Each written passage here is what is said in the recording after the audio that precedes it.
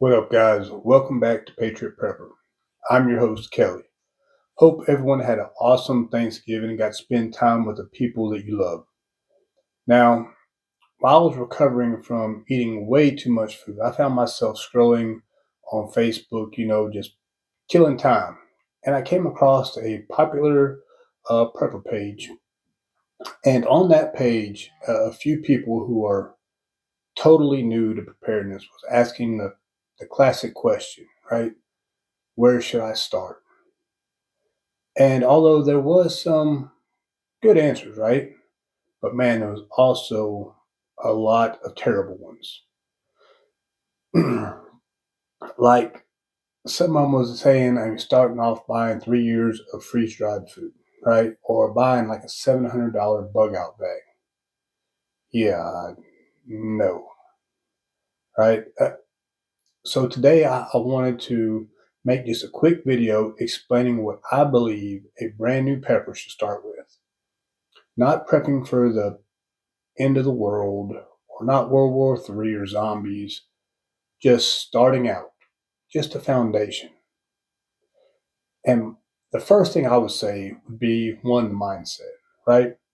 To me, that's the very first thing, mindset. And the short version of this is just start thinking like a survivor, not a victim.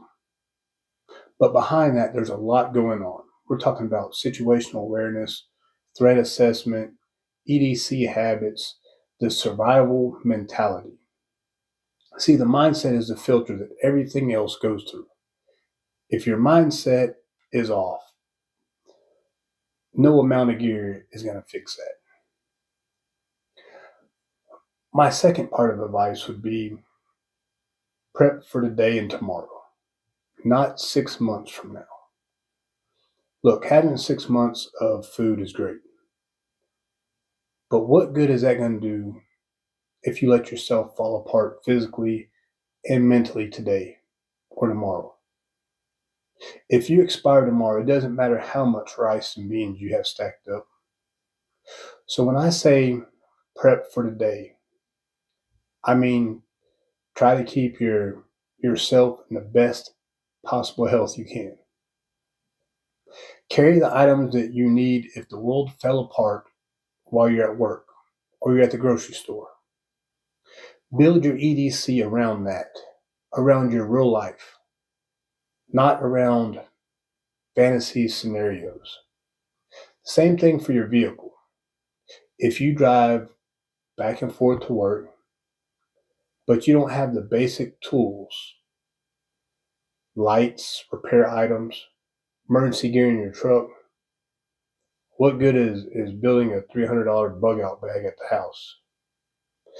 This is why I say EDC and vehicle preparedness comes before bug out bags, get home bags, because what's the point of a perfect bag at home if the emergency hits you when you're, say, 20, 50 miles away with nothing but just your keys?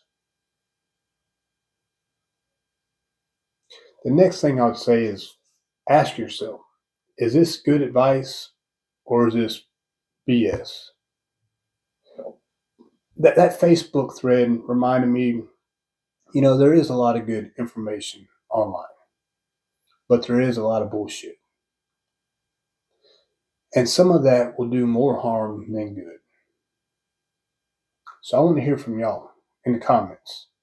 If you was talking to someone brand new to prepping, what would you tell them? What would you tell them to start out with? Would you agree with my list? Would you add something? Drop it below. I read all the comments. My next piece of advice would be get the family involved. Once you dialed in your mindset, your EDC, your vehicle readiness, now it's time to get your family involved.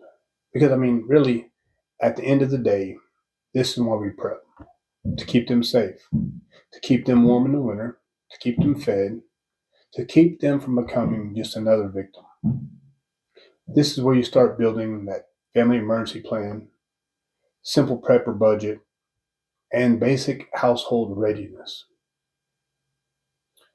You're building a foundation together. The next piece of advice would be identify your most likely threats. This is where you sit down and you ask yourself, or you ask your family, what threats are most realistic in our area?